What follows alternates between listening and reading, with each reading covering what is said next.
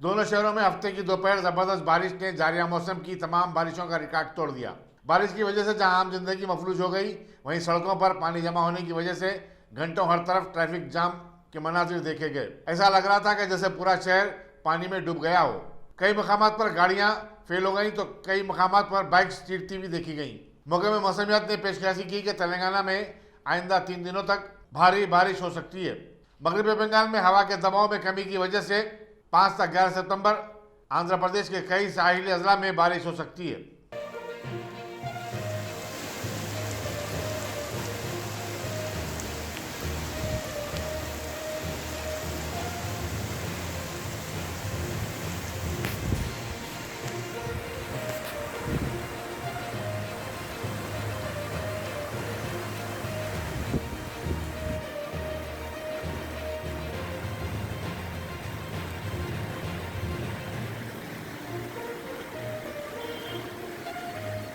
हाँ कहाँ पर है?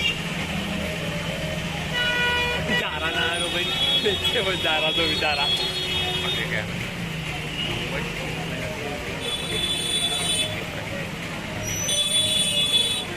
चौकी में ऐसी पड़ता था तो में टांगा बढ़ता होता पता नहीं ना, फ्लाईओवर के नीचे।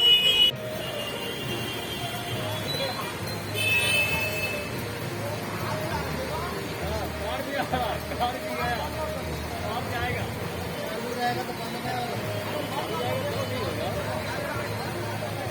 हिट हो जाएगा, ये देखो ये भाग रहा है।